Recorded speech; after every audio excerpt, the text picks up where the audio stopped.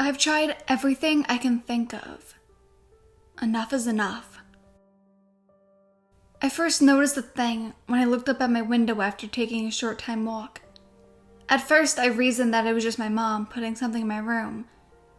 But as I came closer and looked harder, I saw its shape was hardly feminine, hardly even human.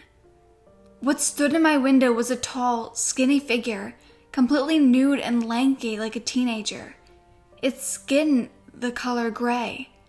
It stood taller than I did, and it looked down from my window at me whenever I was outside my house. Its face was more humanoid than the rest of it, as it had a mouth, a nose, and 2 eyes, the whites of which shone like dimmed car headlights. It had an expression that was hard to read, fear mixed with aspiration, and entirely psychotic.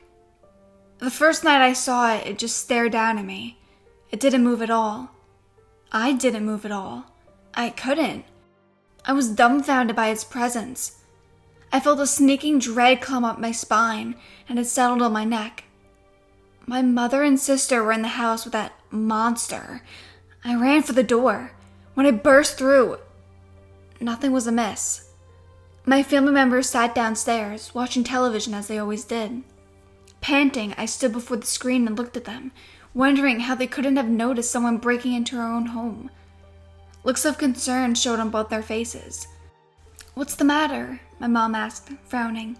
"There's someone upstairs," I exclaimed. "What?" she cried, her voice raised. "How could that be? I saw him in my window." Without waiting for them to follow, I stormed up the stairs, determined to catch the criminal. I took a baseball bat from the closet on the way, and, with a moment's hesitation, I exploded into my bedroom. The gray being had inexplicably vanished. Gone, without any trace. I checked my sister's room, my mother's room, every bathroom and closet and pantry I could find. The thing had disappeared. Somehow its vanishing disturbed me more than it being here. That night I barely slept, waiting for it to emerge from some excellent hiding spot. It never did. After then, I've looked up to my window when I was outside, and every time I saw the thing glaring down at me like I was the freak.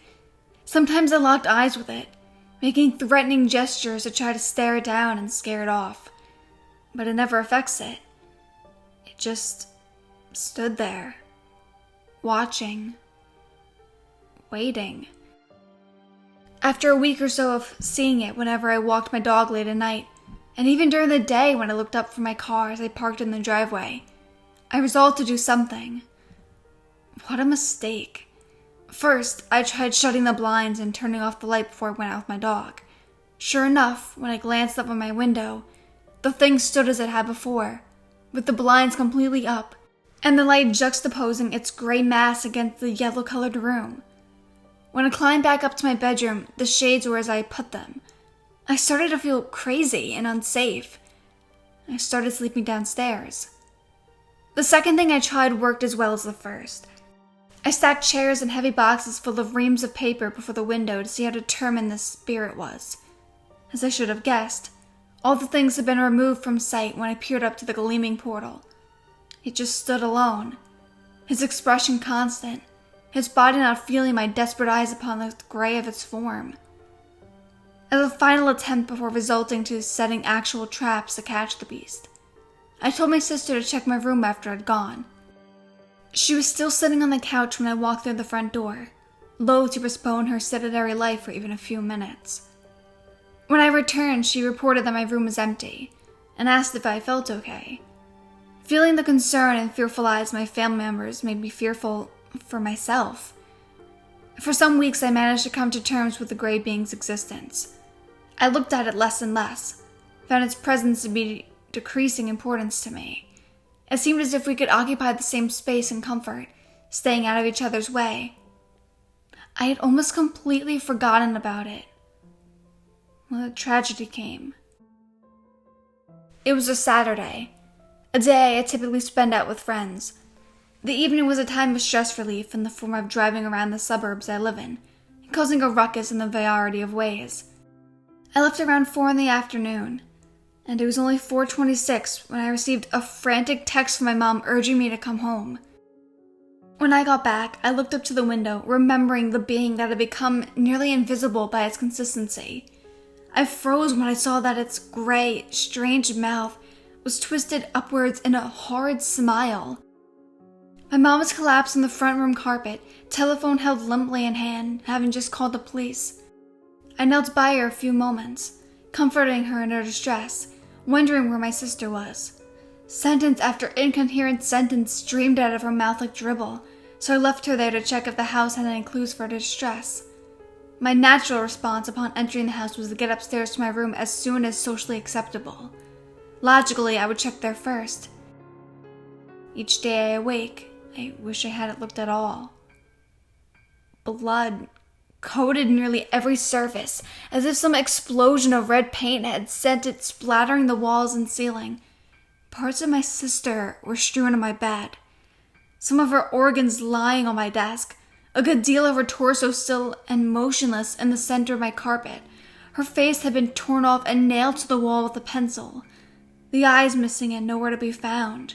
The eye holes were ghastly, elongated things, made to look like demon's eyes by the bloodied wall that was visible through them.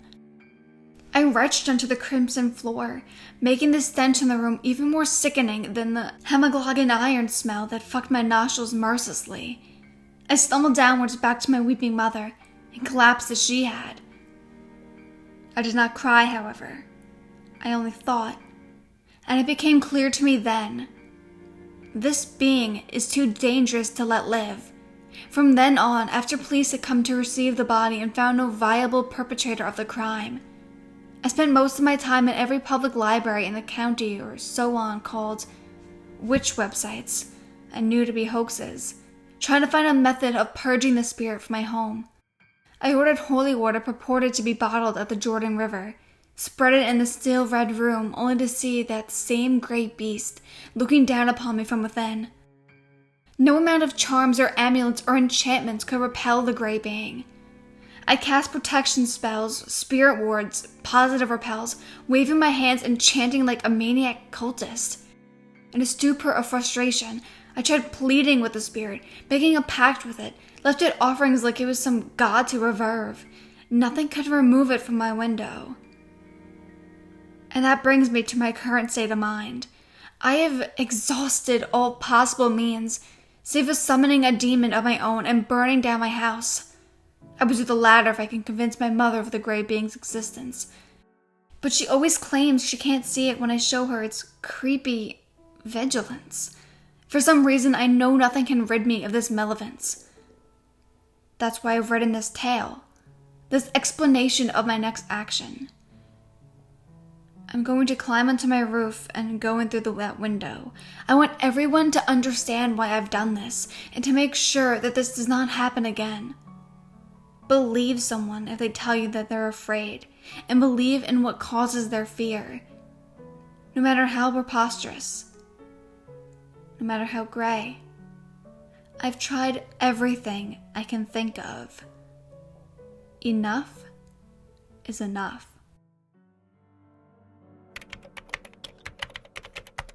The journal was found on Derek E. Wyman's person on February the 17th, among other personal effects including a watch battery, a wallet containing identification and several bills, and a packet of Big League Chew. Derek's time of death was 8:34 p.m. on February the 17th. Cause of death still unknown. Though the official statement has been announced as suicide, no sign of struggle or harmful chemicals found. Derek was lying face down on the floor of his room, where his sister's body had been found. See OFCL report, Case 9A12, Vanessa D. Wyman. Please note that last page of quoted journal had difficult-to-read message. Eventually determined to say, "Why am I so gray?"